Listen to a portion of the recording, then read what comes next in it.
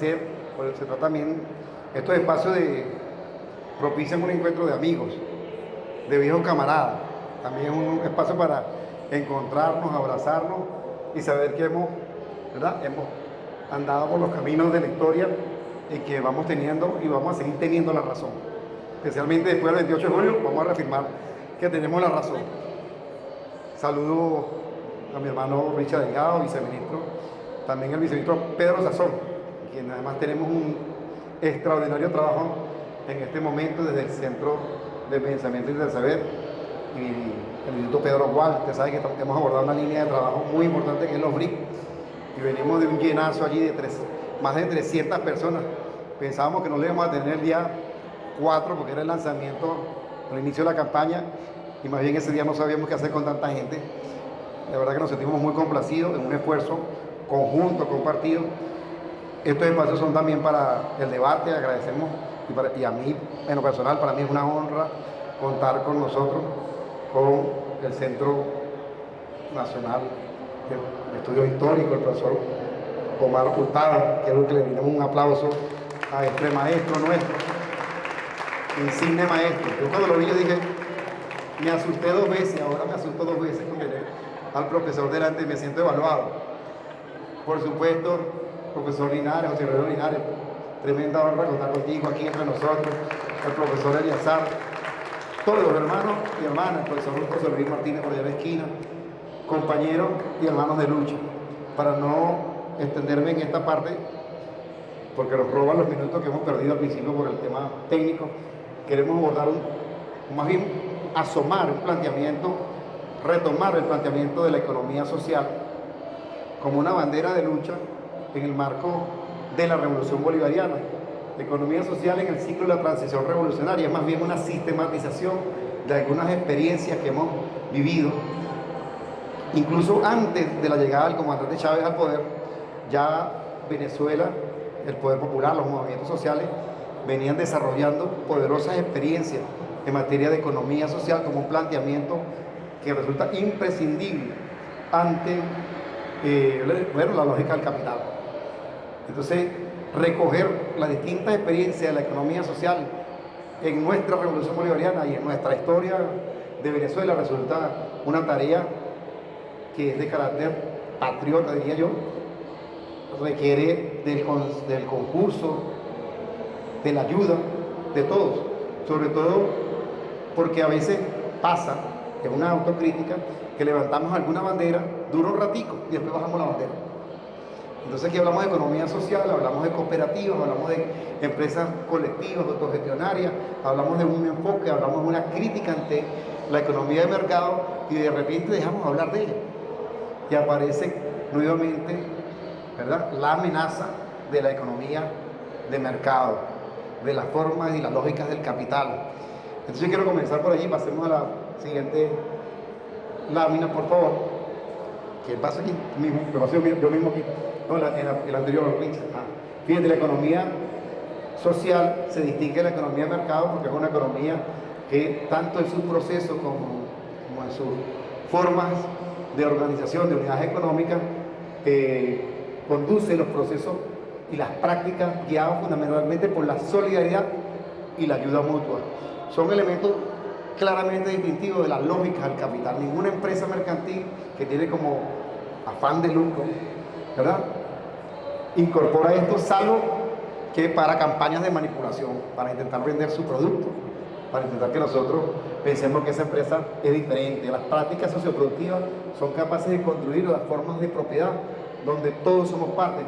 Es otro elemento distintivo de la economía social, las relaciones sociales, donde prive la cooperación, la solidaridad y el trabajo compartido. Son otras características de la economía social, satisfacer necesidades de la gente. Hacia allá va fundamentalmente todos estos esfuerzos de todos estos tiempos, repito, no solo durante la revolución bolivariana, sino décadas de planteamientos, de experiencias, de prácticas que siguen siendo en este momento construidas por nuestro pueblo en tiempos de resistencia, en tiempos de plantarle cara al imperialismo. Estas formas son fundamentales. Por eso siento que es un deber nuestro en todos los espacios reivindicar las luchas de nuestro pueblo expresadas de esta manera. el beneficio del proceso productivo, entonces ustedes saben, no se lo lleva el dueño del capital, sino que hay unas formas, unos mecanismos para producir, luego para comercializar y luego para distribuir los excedentes resultados del proceso productivo. ¿Seguimos? Bien, nosotros planteamos esta lámina como también resultado de una línea de investigación que en su momento abrimos nosotros y luego tuvimos la oportunidad de defender una tesis doctoral ante la Universidad Simón Rodríguez, donde decíamos que el rentismo y hablamos del rentismo y el fenómeno de traslación de la dependencia. Y eso simplemente como una lámina de contexto nos plantea lo siguiente: nosotros tenemos una economía, como todos, por supuesto, ya manejan en profundidad, es una economía petrolera que ha generado el fenómeno del rentismo, del cual hay mucha tela que cortar, ¿no? Muchas descripciones, pero mucho por analizar todavía. ¿Por qué? Bueno, porque la gran tarea, la titánica tarea es superar el rentismo. El rentismo petrolero siempre promovió la importación de bienes. Decía el fundador de la OPEP, Pérez Alfonso, se refería al excremento del diablo, cuando se refería justamente al petróleo, a los hidrocarburos, como el elemento fundamental que generaba nuestros ingresos. Oye, mira, nos falta en silla, me da mucha pena ver algunas compañeras, algunas damas de pie. Alguien que me ayude, por favor.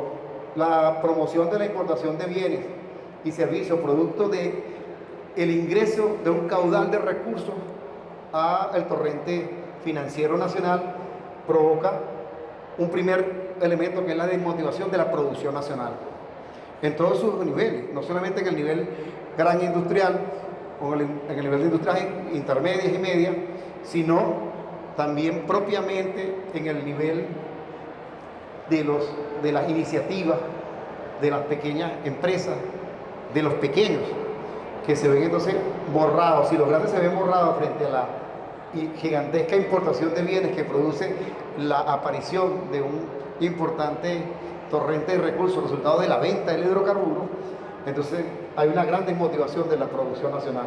No se desarrolla entonces en consecuencia el aparato industrial. Si no se desarrolla el aparato industrial, bueno, hay una limitación en la demanda de ocupaciones productivas. Quiero decir, si no tenemos un aparato industrial fuerte, que además está permanentemente buscando la innovación, entonces no se producen aquellas ocupaciones que son resultado de la mejora del proceso productivo, y en consecuencia esa limitación en la demanda de la ocupación productiva produce una baja oferta formativa en educación técnica. Es un aspecto que hemos estudiado mucho en el INSES, que lo hemos estado reflexionando mucho con las universidades, que lo hemos estado reflexionando mucho con las dos ministras de educación, porque el sistema educativo nacional definitivamente tiene que revisar en profundidad su oferta formativa, su currículum. Yo sigo diciendo en estos espacios que nosotros somos paradójicamente el país con mayores reservas de petróleo del mundo, pero en paralelo somos el país con la menor oferta formativa vinculada al estudio del petróleo del mundo. Una enorme paradoja. Y hay países que no tienen ningún tipo de hidrocarburo en su territorio, tienen centros de investigación especializados en materia de hidrocarburos. Venezuela debería ser la universidad de los hidrocarburos del mundo. Aquí debería venir todo el mundo a estudiar hidrocarburos, precisamente porque somos la mayor reserva de petróleo del mundo. Nosotros, en cambio, hasta hace poco tiempo comenzamos a desarrollar algunas formaciones vinculadas a los hidrocarburos y al petróleo en el nivel de educación media. Y a nivel de universidades son muy pocas las ofertas formativas en esta materia.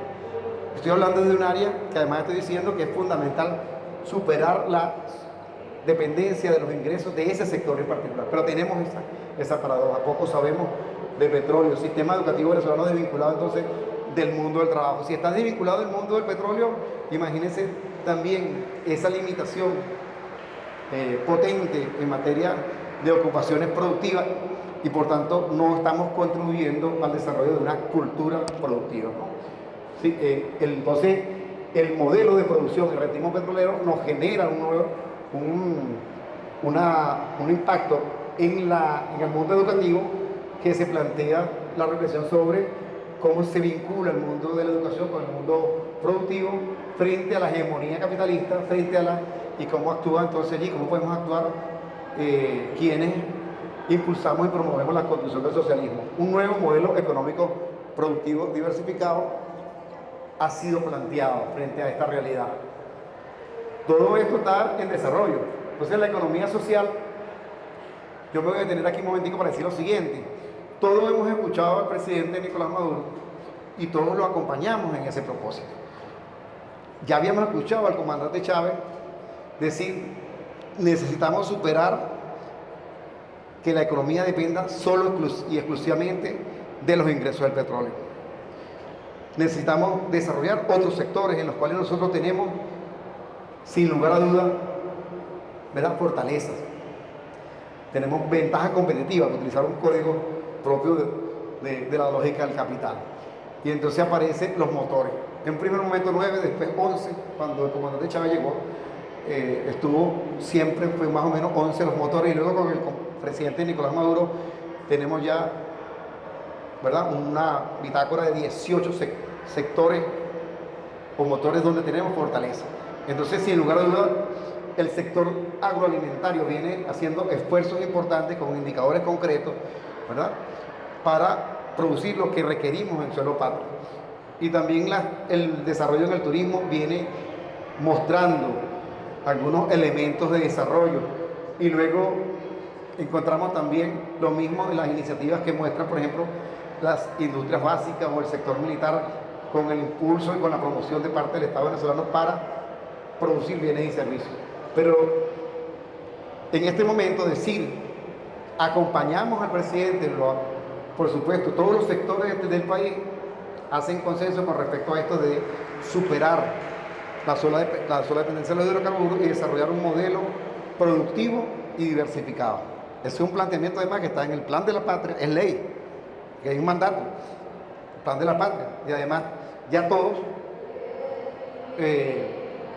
digamos, comulgamos con esta idea fuerza, con esta idea de desarrollo. Ya ni siquiera es una idea, ya es una realidad que muestra, como dije antes, poderosos indicadores. Pero pudiésemos diversificar la economía con la lógica del capital. Pudiesen los 18 motores desarrollarse con la inversión privada, con el factor capital, mientras que las formas de la economía social, mientras que las formas de lucha de los movimientos sociales históricos de nuestro país pueden ser totalmente invisibilizados y barridos por la lógica del capital. Aquí la economía social como ruptura imprescindible en la diversificación del modelo económico productivo en la revolución bolivariana. Palabras más, palabras menos. Es imprescindible diversificar la economía, pero tan es imprescindible hacer eso como es imprescindible hacerlo con otra lógica que haga ruptura definitiva con el modelo capitalista, con la lógica del capital. Richard Regado, que va a hablar un poquito de la economía comunal después de mis palabras, va a poner algo que le diga. Ustedes intenten contratar desde alguna institución con una comuna. Inténtenle comprar bienes y servicios a una comuna. El que me diga cómo me da el dato, porque yo que le hice no lo logro, cómo hago para pedirle los papeles que se piden a una comuna. Y entonces allí el planteamiento de comuna nada nos va quedando en un planteamiento meramente de retórica, discursiva. Yo digo, y apenas cito esto, pero te puedo citar aquí 200 formas, ¿verdad?, que juegan a que la comuna no tenga posibilidades alguna de participar en la cadena de intermediación de bienes y servicios que el propio aparato público genera, de la cantidad de bienes y servicios que generamos aquí. Entonces yo al final termino contratando a una empresa que tenga una C y una A, compañía anónima, tenga tal forma, tenga tal o cual forma. Es muy complejo todavía, ¿verdad?, desarrollar formas de comercialización con experiencias además que son extraordinarias y que existen en el país. Seguimos. Entonces, aquí el planteamiento es, siendo imprescindible el desarrollo de la economía social con todos sus elementos, ¿cómo planteamos entonces el tema? ¿Hay una continuidad o hay una ruptura con la lógica del capital? Las prácticas en la economía social mediante modelos de gestión. Necesario es entonces que este planteamiento que todos comulgamos, que todos aplaudimos, comience a aparecer soluciones técnicas de carácter práctica para superar las lógicas administrativas, para superar propiamente los procesos y los procedimientos que hagan posible entonces que esa cantidad enorme de iniciativas que existen en todo el país de diversas formas puedan hacer efectivo la participación en el desarrollo del modelo económico productivo diversificado. En la lógica del encadenamiento productivo no se está negando la propiedad privada. Todavía nosotros vamos a convivir con la propiedad privada, pero lo que estamos diciendo es que nos den chance también a los que no son propiedad privada. Que el encadenamiento productivo, que está bien explicado en cada una de las cadenas, de cada uno de los 18 sectores o motores, tengan efectiva lógica o mecanismos que hagan posible el arrime de la producción de los bienes y servicios de la forma que en las comunas, en las cooperativas, en las empresas autogestionarias, en las empresas de propiedad social, en las empresas comunitarias, en los emprendimientos, en las pequeñas asociaciones, en las pequeñas organizaciones, están día a día haciendo posible no solo que se haga una realidad los planteamientos de la revolución bolivariana en sus elementos fundamentales que vamos a revisar más adelante, sino que además lo hacen con una lógica de patria, plantándole cara y además haciendo construcción política, dando debate ideológico para hacer posible que muchas de las contradicciones que todavía mantenemos en el modelo económico puedan ser superadas. Seguimos la siguiente. Bien, entonces rápidamente hay una dimensión tecnoproductiva entonces, que estoy planteando.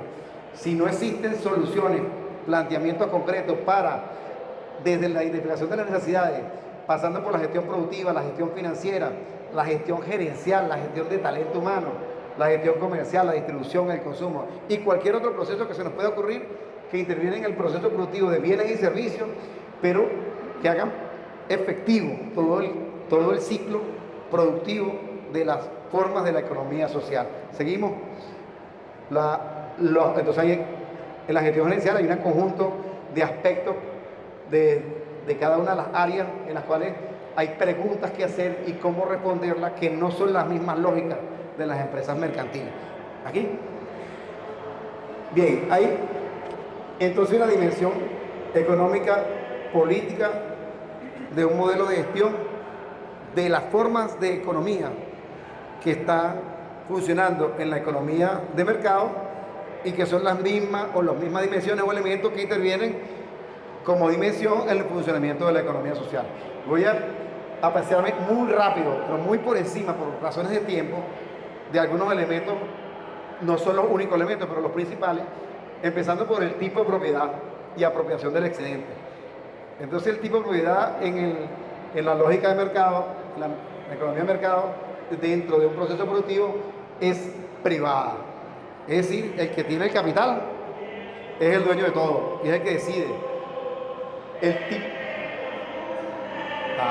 Tan animado. El tipo de participación de las comunidades, de los usuarios, de los propios trabajadores en las empresas privadas, como es la participación nula.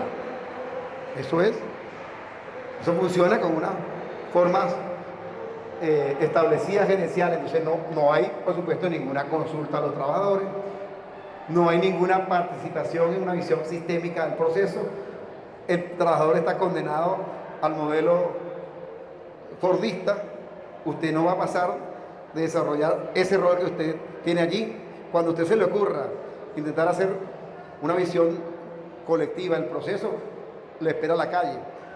Entonces, hay también en consecuencia un modelo de regulación del trabajo que es la flexibilidad laboral propio del modelo liberal o neoliberal más preciso. El patrón tecnológico es dependiente porque hay todo un entramado para que a partir de las patentes, de un conjunto de elementos, el patrón tecnológico sea totalmente dependiente. La forma de organización del trabajo es autoritaria, el control es burocrático, el patrón ambiental, la relación de la empresa con el ambiente le importa un bledo a la empresa privada. Lo que le importa es su funcionamiento y su acumulación, su rentismo, su tasa interna de retorno. Es una lógica totalmente depredadora y en el mejor de los casos absolutamente no me importa pues, qué puede estar pasando con la mente. Si acaso le incorporo cuando me corresponde presentar una carita más o menos interesante frente a la sociedad. Y hay que hay un aspecto muy importante, que es la articulación con el territorio. Hay una lógica de clave. Gracias por venir. Oye, qué honor es tenerte aquí. La lógica territorial del desarrollo en las empresas privadas no aparece en ningún momento. En ningún momento del funcionamiento de la empresa, sea del tamaño que sea. Estoy hablando de empresas pequeñas, medianas o grandes empresas o grandes corporaciones. El modelo de desarrollo endógeno que fue presentado con mucha fuerza por la Revolución Bolivariana, otra bandera que levantamos y de repente la bajamos. Los núcleos de desarrollo endógeno. Y parte de esta experiencia la construimos a partir de nuestro paso por el núcleo Fabricio Ojeda durante 4 años y los modelos de desarrollo endógeno y el planteamiento de América Latina con respecto a tener un modelo de desarrollo propio y no a copiar los modelos de los países mal llamados primer mundo. Entonces, la lógica del territorio, que es la que hace construir la que permite plantear un vínculo de la unidad con el territorio en base a un modelo de desarrollo local, territorial o regional, incluso en el caso de la economía mercantil privada no está presente, no cobra relevancia. Y por supuesto la lógica cultural y patrona de consumo es de enajenación. A mí lo que me importa es que tú consumas lo que yo produzco. Y entre más logre yo que tú consumas, pues va a ser mayor mi rentabilidad. Todos estos elementos, que son elementos de cada una de ellas, de tesis con amplias y profundas, también la podemos ver en el caso de la economía social. Vamos a ver la siguiente lámina. En el caso de una unidad de la economía social, entonces rápidamente la propiedad, la forma de propiedad es esencialmente colectiva. Es fundamentalmente del colectivo. Y todo el proceso entonces en consecuencia cambia de lógica.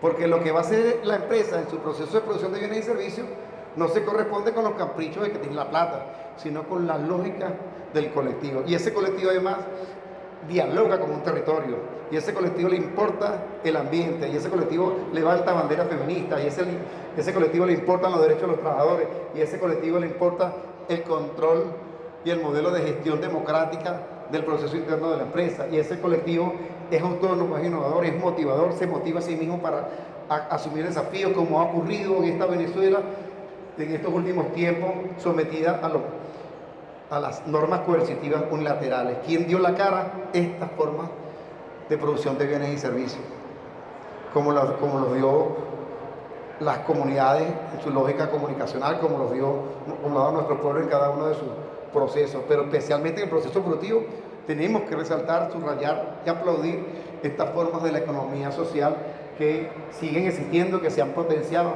Sirvió la aplicación de las medidas coercitivas unilaterales, ha servido también para evidenciar que si somos capaces nosotros de producir los bienes y servicios para satisfacer las necesidades, que además se corresponde con una lógica de encadenamiento productivo, y que además ese encadenamiento productivo se corresponde con un planteamiento central de la Revolución Bolivariana, como es la construcción de un modelo nuevo, productivo, diversificado y capaz, por supuesto, de generar valor agregado, de sustituir importaciones, pero lo más importante de todo, de construir un profundo sentido de patria, de defensa del país, el sentido del proyecto del país.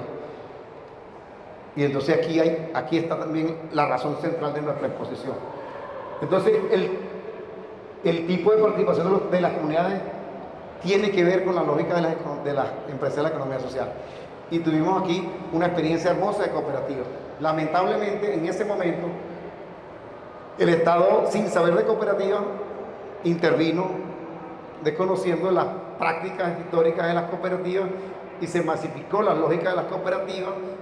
Se empezó a hablar de cooperativismo por parte de quienes nunca habían hecho cooperativismo, y eso llevó a lo que llegó. ¿Qué significa eso? Que de repente aquí las cooperativas no sirven. Y aquí hago una alerta: si no sirven las cooperativas producto de esa lógica, bueno, mañana no van a servir tampoco ninguna de las organizaciones que en este momento sí nos pueden estar sirviendo.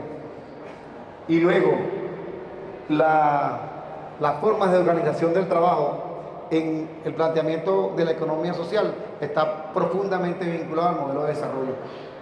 Y por eso hay que hablar del modelo de desarrollo. Continúo, esta dimensión económica política, a categorías, son categorías de economía política, ¿cierto? Pero que yo siento, y además sentimos en el colectivo Intersaber, y aquí hago una pausa para lo siguiente, nosotros, el colectivo Intersaber es un grupo de amigos, de hermanos, de camaradas que tienen más de 20 años de lucha durante la Revolución Bolivariana, incluso antes de la Revolución Bolivariana, transitando caminos, haciendo planteamientos, recogiendo, sistematizando procesos. Y lo que estamos hablando aquí apenas es una de las sistematizaciones que hemos realizado, porque pasamos por varios procesos, por varios momentos difíciles, pero luego también de victorias alcanzadas. Y en el año 2002 estábamos liderizando el proceso colectivo del tratamiento de los residuos sólidos en la ciudad de Caracas. Y dimos una batalla durísima para que no se le renovara la licitación a Pospuca Cotécnica en la ciudad de Caracas y se le diera a las 32 cooperativas agrupadas y que llevan adelante, hermano, gracias. Bienvenido al viceministro Guillermo Lara, gracias por acompañarnos. Fíjate, nosotros tenemos, entonces, ¿qué decir aquí? Aquí no es que estamos haciendo un planteamiento, lo que estamos recogiendo voces de un montón de gente, de un montón de experiencias, sobre todo con un sentido muy profundo, muy autóctono, y con una preclaridad desde el punto de vista político, para hacer que esas voces no sean ocultas en el planteamiento siguiente. Es imprescindible, es cierto que se requiere la diversificación de nuestra economía. No podemos, tenemos que acelerar el proceso de la diversificación de la economía. Acelerarlo. Y el planteamiento del presidente Maduro de las 7 transformaciones está claro este aspecto, como con otros aspectos. Pero cuidado con el tipo de economía que vamos a desarrollar. Cuidado con el tipo de emprendimiento que vamos a impulsar. Porque podemos estar contribuyendo más bien a la lógica del capital y estar más viendo, y más bien estar de esta manera invisibilizando luchas históricas, experiencias extraordinarias, experiencias profundas que necesitan ser más bien puestas en primer orden, en primer nivel. Yo estoy seguro que los que están en esta sala comparten esto. Nosotros estuvimos desarrollando esa experiencia de las cooperativas en el municipio de Libertador. Después estuvimos en PDVSA desarrollando las cooperativas de transporte de combustible. Después estuvimos acompañando a la Dirección de Formación de Industria Intermedia y construimos modelos de gestión de las empresas socialistas. También planteamos al país un modelo de gestión de empresas socialistas que abarcaban estas dimensiones, y cada una de estas dimensiones con unos métodos técnicos de medición. Yo quiero decir que cada una de estas categorías tienen unas formas de ser medidas, de manera tal que yo puedo perfectamente saber si una empresa está muy alejada de la economía social y más bien respondiendo mucho a la lógica del capital. Si cada una de estas categorías tiene unos indicadores, unos criterios de evaluación, tiene unos elementos técnicos para medirlo. Hicimos esos ejercicios con algunas empresas nuestras, con Betelca, la hicimos con Diana, la hicimos incluso nos atrevimos a hacerlo con CanTV, porque bueno, comenzó a desarrollar un proceso interesante de participación en su modelo de gestión de los trabajadores. Y las industrias básicas también desarrollaron debates sobre el modelo de gestión de la industria básica para que los elementos de la economía social estuvieran presentes. Seguimos, pasamos a lo siguiente. Bueno, mira, yo le voy a dar paso, que cuando convocamos a este conversatorio, lo hicimos sobre la base de las sistematización de esta experiencia que están en este documento, que se lo vamos a entregar al final de la actividad. Pero la FIPE tomó el título de la economía comunal, ¿no? La economía comunal como planteamiento a la construcción del Estado soberano. Y como ese fue el título de la convocatoria para este conversatorio, nosotros vamos a resolver de la siguiente manera. Planteamos este debate, lo estamos haciendo. La economía comunal tiene unos inmensos desafíos, porque es una de las formas de la economía social, no la única, por cierto, no es la única, pero tiene unos inmensos y gigantescos desafíos. Entre otros, superar los mecanismos que impiden que las comunas puedan, ¿verdad?, colocar sus bienes y sus servicios y exportar sus bienes y sus servicios, pero también cómo defienden con claridad los elementos que la conducen, porque al fin de cuentas quienes militan en la economía social, quienes militan en la economía con estas características, están claros en que es la forma más coherente de desarrollar el modelo que nos hemos planteado en la Revolución Bolivariana. Y no se ha negado o no se batalla abiertamente contra la economía privada, pero sí se tiene que decir con claridad que no puede ser que la única forma aquí de comercializar bienes y servicios sean con las formas de la economía privada. Entonces hay inmensos desafíos en el ámbito jurídico, en el ámbito político, en el ámbito social. Ya lo he dicho también cómo impacta en nuestra educación, y nuestro sistema de educación tiene una enorme deuda, que es revisar en profundidad cuál es la oferta formativa que plantea desde el punto de vista curricular para que la educación esté vinculada profundamente al proceso productivo, para que las premisas de común o nada no se nos queden en un simple eslogan, pero también para que nosotros, todo como colectivo nacional, sepamos prepararnos desde muy temprana edad sobre la base de superar el rentismo como una condición que se nos impuso durante un siglo, y luego también plantearnos todos los días cómo pensamos en términos de producción de bienes y servicios, porque debemos levantarnos todos los días sabiendo qué tenemos que producir y para qué tenemos que producir, con todos sus aristas, con todas las dimensiones que hemos preparado. Hemos querido, la última parte de este conversatorio,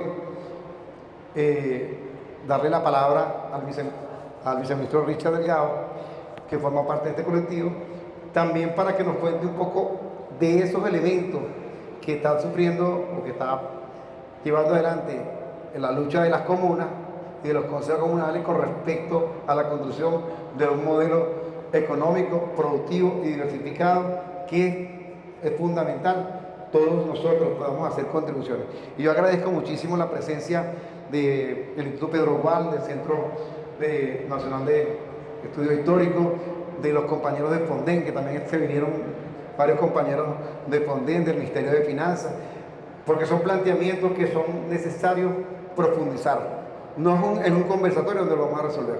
Apenas aquí es asomar el planteamiento para luego abrir procesos que nos lleven a debatir en profundidad estos elementos, que nos lleven a recoger desde las experiencias y de la práctica también cuáles son los planteamientos de los compañeros que sí están llevando adelante los procesos productivos, porque de pronto uno lo hace aquí como investigador o como funcionario, pero en cambio habría que darle el micrófono a un compañero que está al frente de un proceso productivo y desde una visión colectiva para saber cómo se siente y cuál es el planteamiento en el marco de la Revolución Bolivariana, y sobre todo en la decisión sabia de este pueblo de dotarnos de un modelo económico, productivo y diversificado capaz de superar la sola dependencia del ingreso de los hidrocarburos. Muchísimas gracias por escucharnos. Gracias. Vamos a escuchar al compañero Richard Delgado. Estamos presentes acá el día de hoy, pero que no son generaciones por la edad, sino somos generaciones en donde hemos tenido que encontrarnos con momentos históricos de este tema, pero que no lo hemos identificado. Entonces, en el primer momento, para llegar a lo que está aconteciendo hoy en el modelo de transformación económica previsto en nuestro plan de la patria, como lo es el modelo de economía comunal, nosotros tenemos que mirar un poquito hacia atrás, no nos vamos a ir tan lejos, nos vamos a quedar en el siglo XX, comienzo del siglo XX, década de 1930. Hay un proyecto de resistencia allí desarrollándose, es el nacimiento del cooperativismo en Venezuela. Ya se habían dado algunas prácticas durante los años 20, pero a partir de 1936 comienzan a aparecer las primeras expresiones organizadas de cooperativas, pero como un proyecto de resistencia, y este nombre se lo estoy poniendo yo en este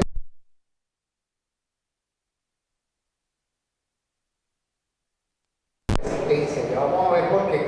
Entonces esa línea de la década de 1930 la vamos a conectar directamente a el año 2000.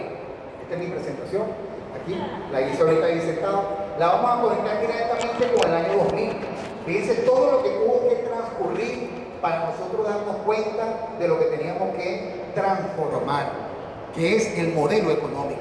Por eso Wickerman decía en su cierre de la intervención que es un tema muy complejo, que no termina acá, sino que requiere de múltiples reflexiones para que todas estas miradas podamos entender de lo que se trata la economía comunal.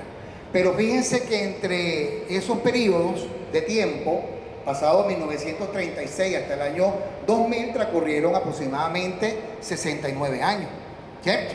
Pero entre ese periodo hay uno que nosotros no podemos olvidar, que es el nacimiento del neoliberalismo en América Latina y aquí en Venezuela fundamentalmente. Entonces estamos hablando de los años 1980 hasta 1999, exactamente el 15 de diciembre de 1999. Allí cesó ese impulso de la economía neoliberal que nos fue llevando de la mano con una expresión organizativa que le pusieron por nombre, fíjense, el enemigo nos engaña con las categorías nuestras. El enemigo, el modelo hegemónico capitalista, creó en la década de los 80 una fórmula de economía que se llamó economía solidaria y alternativa. Un término nuestro, un término que es de la resistencia, del proyecto de la resistencia, y comenzaron a surgir organizaciones, expresiones familiares, comunitarias, que le llamaron microempresas. Ese fue el término que le propinaron allí a esa forma de organización, y no fue otra cosa que un apéndice del modelo rentista y del modelo capitalista, que más que avanzar en los principios rectores que Wickerman expuso en su primera lámina, lo que hizo fue reproducir un modelo en la mente de la persona. Y ahí aparece entonces las dificultades y las contradicciones fundamentales que Carlos Marx expresó, que una es la de la propiedad de los medios de producción y las relaciones sociales de producción. En estos microempresarios se creyeron durante todas estas jornadas de trabajo, desde 1980 hasta 1999, se creyeron que eran dueños de su microempresa, y lo que estaban era reproduciendo la riqueza de otros a partir de una fórmula que se le llamó solidaria y alternativa. Ahí no me voy a detener, porque entonces bajamos a 1999, aprobamos la Constitución aquel 15 de diciembre y las cosas comienzan a mirarse de otra manera. Pero ¿cuánto ha costado comprender lo que está establecido en la Constitución de la República Bolivariana de Venezuela en materia de economía social? Lo que es un derecho humano, nosotros no lo hemos comprendido porque seguimos todavía con la estructura mental de la economía como modelo economicista y no como modelo de desarrollo, porque el capitalismo no es un modelo de desarrollo, son sus consecuencias, son sus bondades para los dueños del modelo lo que les permite desarrollarse. En el caso de nosotros presentamos un modelo de desarrollo que está muy bien expuesto en el Plan de la Patria, con todos los objetivos que tienen que ver con esa fórmula que el comandante Chávez creó con el objetivo histórico número 2, el desarrollo del modelo económico nuestro americano. Y llegamos en el año 2000, ponemos en marcha la Constitución de la República Bolivariana de Venezuela, y allí aparece expresado algunas formas de expresión, valga la redundancia, de ese modelo de resistencia de comienzo del siglo XX. El presidente comandante Chávez comienza a impulsar formas de organización que pudieran ser solidarias, pudieran ser alternativas, pero que respondían a unos intereses de clase. Y ya ahí hay una primera ruptura de carácter ideológica con el modelo. Entonces, la economía comunal no es una forma de organización. La economía comunal es una transformación contrahegemónica al modelo imperante. Y lo estamos viendo como una expresión orgánica, como si fuesen una asociación, una organización jurídica, y resulta y acontece que es un modelo contrahegemónico. Pero para llegar allí, fíjense, han transcurrido 24 años. Y todavía hoy la economía comunal sigue siendo una expresión que tiene sus interrogantes, en tanto y en cuanto nosotros no comprendamos que la misión que tenemos nosotros establecida en el Plan de la Patria es que a partir de la razón lógica, orgánica, de la satisfacción de nuestras necesidades comunes, colectivamente, es que vamos a transformar el modelo. Y lo hicimos. Lo hicimos nosotros durante el periodo más fuerte del ataque económico, de la guerra económica. Recordemos lo que sucedió durante el año 2016, 17, 18 y 19. No teníamos alimento, no teníamos calzado, no teníamos vestido, estábamos pasando, no teníamos jabón, no teníamos champú, no habían todos estos productos de uso de primera necesidad. ¿Y quiénes fuimos los que resolvimos esos temas? Los que tuvimos que aprender a hacer champú, a coser zapatos, a hacer ropa. Pero resulta y acontece que fíjense lo que sucede en nuestra mente. Aparece en la pospandemia el fenómeno de la divisa en la calle y el fenómeno de las nuevas expresiones, de aquellos negocios que cerraron por el tema de la guerra económica, pero que reaparecieron con el nombre de bodegones. Y en los bodegones conseguimos hasta pastillas. Lo que no se consigue en la farmacia, tú vas y lo compras en un bodegón de manera ilícita, porque no tienen permiso para distribuir medicina diríamos, de estas medicinas de tratamiento de enfermedades crónicas. Entonces nos encontramos en un bodegón donde tú dices, mire, yo necesito esta pastilla para el cáncer, que no lo consigues en la farmacia porque estamos bloqueados con esa medicina y ellos pueden traerte esa medicina a un costo relativo, ¿verdad? Eso es lo que está sucediendo en las cotidianidades y bueno, por eso uno de los aportes que Wickelmann está planteando en su reflexión crítica ante el modelo es que nos hemos quedado pendientes de la transformación económica, pero muy inconscientemente estamos reproduciendo el modelo. Seguimos creyendo que el modelo consumista que él expresaba en las relaciones de producción del modelo imperante, pues nosotros creemos que ojalá en algún momento el barril de petróleo vuelva a costar $120. Porque de esa manera yo voy a ser un socialista con suficientes recursos para acceder a los bienes y servicios que durante 12 años, desde el año 2000 hasta el año 2012, yo comencé a tener como resultado no de la riqueza per se, sino de una política de distribución justa de esa riqueza, que es otra cosa. Por eso, para mirar un poco el panorama de la economía comunal, que es el meollo de este asunto que nos va a quedar pendiente seguir debatiendo sobre este tema, es que no se trata solamente de los problemas jurídicos, administrativos y organizativos que tiene el Consejo Comunal para desarrollar la economía comunal, porque no es una empresa la comuna. La comuna no es una organización jurídica económica. La comuna es la estrategia de organización del territorio para transformar el modelo. Por lo tanto, debe contar con herramientas para eso que están en la Constitución. Todas estas formas que ya existen, las cooperativas, las asociaciones productivas societarias, colectivas y por supuesto las empresas de propiedad social y todas estas expresiones que aparecieron en la Ley Orgánica de Economía Comunal.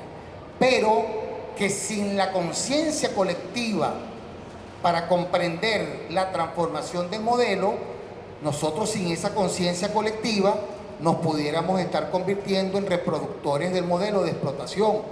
Y miremos las experiencias tanto positivas como las no tan positivas que hemos tenido desde el modelo cooperativista, de ese de resistencia de comienzo del siglo XX hasta el modelo de economía comunal que hoy sigue siendo un modelo de resistencia.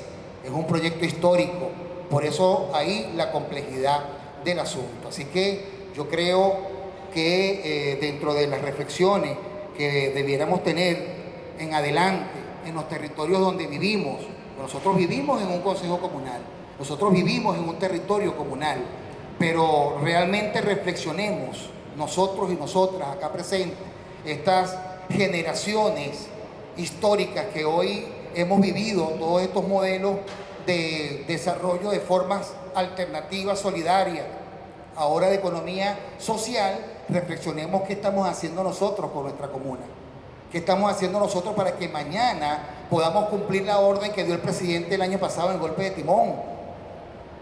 Todas las instituciones del Estado tienen que tener políticas de compras públicas para las comunas. Y resulta y acontece que tenemos un muro de contención, porque resulta y acontece que no tienen personalidad jurídica las comunas para transar negociaciones con el Estado.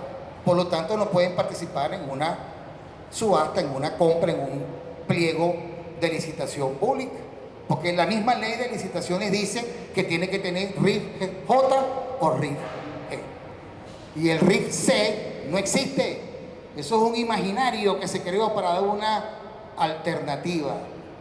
Nada más por allí, por lo que significa la relación tributaria, ni siquiera los bancos pueden abrirle cuenta a las comunas. No pueden abrirle cuenta porque dentro de la norma del banco, de las leyes, dicen que el RIF C no existe. Entonces, ¿qué han hecho algunas comunas? Se han tenido que ir por la tangente, han tenido que utilizar los mecanismos jurídicos y crear fórmulas como, por ejemplo, empresa de propiedad social X, compañía anónima. Y así se llaman y así están registradas. Debidamente en un registro público, tiene su RIF J, tiene una personalidad jurídica con un capital determinado en una cuenta bancaria, pero se llaman empresa de propiedad social X, compañía anónima. Porque si no, no logran comprar ganado, comprar maíz, distribuir sus productos que se le compren. Por eso el enemigo, el modelo hegemónico perverso, se ha filtrado en cada una de estas fórmulas. Y bueno, me permito cerrar con ese término. El proyecto de resistencia que convocó el presidente Nicolás en enero del año pasado no es un proyecto solamente de la guerra económica, de estos 10 años que han transcurrido durante el 2015 hasta la fecha o un poco antes, sino que es un proyecto que viene de comienzo del siglo XX, en donde hubo un proyecto de resistencia que todavía se está negando. Fíjense lo que sucedió con las cooperativas, más de 300.000 cooperativas registradas durante este periodo de la Revolución Bolivariana. ¿Y cuáles son las cooperativas que han sobrevivido? Las mismas 2.400 de todo el tiempo. Y cuando las vamos a ver, son las mismas cooperativas que hoy siguen resistiéndose a estas imposiciones que no le permiten avanzar y superar las contradicciones de la trampa del modelo capitalista. Así que bueno, nos toca mucho por avanzar en este proceso de transformación de la economía, principal tarea pendiente de toda revolución. Y así nos lo dijo Carlos Marx. Para poder hacer una revolución, tiene que transformar la infraestructura del modelo imperante. Y la infraestructura es la economía. Así que bueno, estamos invitados todos y todas a esa gran misión. Muchas gracias.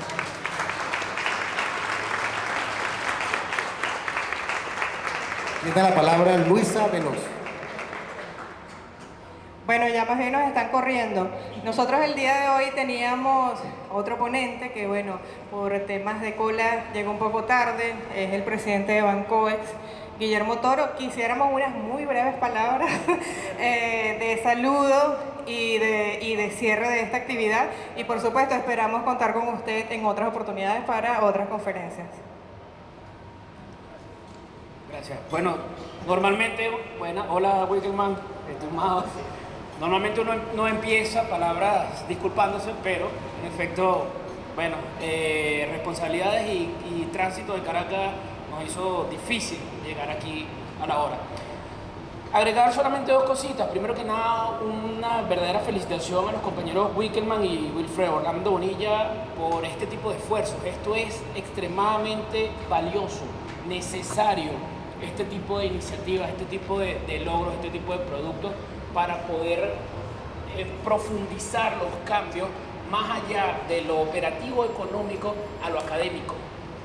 Yo soy profesor universitario, esto es una herramienta necesaria para nosotros poder llevar desde la práctica a la academia el mismo mensaje que lleva el presidente adelante, el mismo mensaje de transformación de la economía que está liderando también la vicepresidenta y ministra Delcy Rodríguez. Bueno, me voy a tomar 2 minutos porque sé que nos están corriendo. Yo quería agregar un par de cositas escuchando las intervenciones de los dos. En economía, yo soy profesor de economía, en economía nosotros decimos que hay 4 pilares. La economía tiene 4 pilares fundamentales: producción, intercambio, distribución y consumo. Producción, intercambio, distribución y consumo, en ese orden. Y por lo general se estudian en ese orden, puede ser partiendo desde el consumo hacia la producción, pero la base es la producción. ¿A qué voy? La economía neoliberal afirma categóricamente que no hay forma más eficiente posible de organización del capital, de organización de los procesos productivos que la neoliberal. Que podemos discutir todo lo que nosotros queramos sobre distribución, sobre consumo o sobre intercambio, pero que productivamente no hay nada más eficiente que los neoliberales. Eso dicen los neoliberales.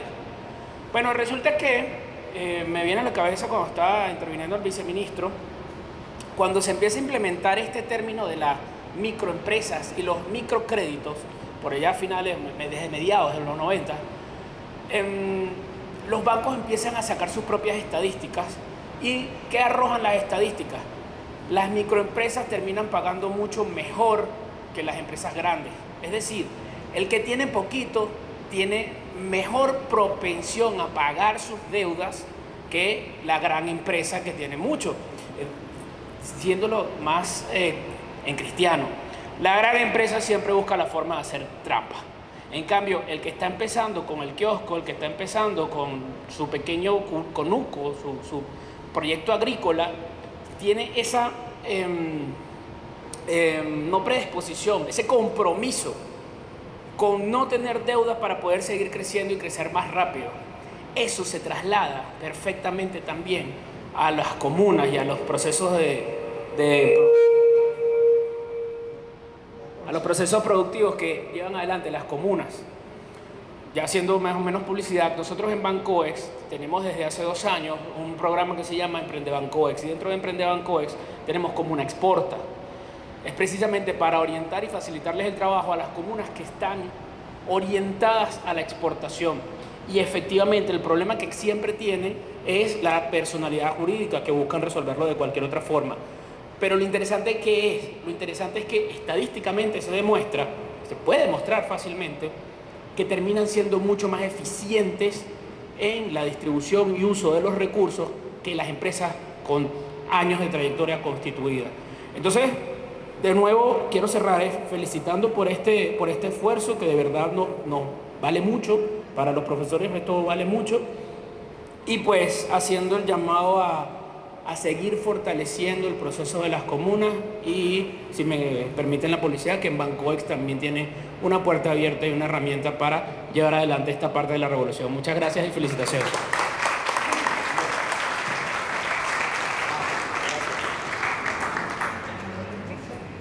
Bueno, muchísimas gracias a todos por acompañarnos. Así, sí, hay un anuncio. Es una sorpresa que les tenemos, aprovechando que está el rector de las comunas aquí y que está el líder de Intersaber, y de forma breve vamos a lanzar... Entonces me pasa la palabra a mí. Miren, yo simplemente quiero agradecer, de verdad que estoy muy contento con la presencia de muchos amigos, hermanos, profesores nuestros, referencia a nuestro profesor Valdés, mi cariño, mi respeto, siempre mi admiración, Eliazar, Pedro, Sazón. El viernes vamos a estar también hablando en este mismo espacio ahora de un tema también que abrimos, que además no pensamos, como lo dije al principio, que iba a abrir tanta convocatoria, como es el tema de los BRIC. ¿En qué sitio es? Aquí mismo, en este mismo espacio. Así que estamos cordialmente invitados. Y este tema de la economía social, nosotros le hemos planteado a las universidades, se lo queremos plantear a las universidades también, para abrir espacios de debate, cátedras, espacios precisamente para enriquecer el debate, porque en la medida en que todos participemos, pues vamos a encontrar las soluciones. Al presidente no hay que llevarle problemas, al presidente hay que llevarle soluciones, y yo estoy seguro que juntos vamos a encontrar las soluciones para que esas trabas que son burocráticas, que son jurídicas, que son técnicas, que son tecnocráticas, puedan ser superadas. De manera tal que comenzamos con la Universidad de la Comuna en la cátedra Economía Social. Pero invito a todas las universidades y a todos los institutos de educación, de investigación de este país, abrir espacio para ese debate. Gracias a Richard Delgado, rector de la Universidad Bolivariana de la Comuna, que nos da este anuncio. Yo me ponía aquí para hacer el compromiso. Nos despedimos entonces con Richard asumiendo el compromiso y nos vamos. Gracias, muchas gracias. Y bueno, seguimos avanzando.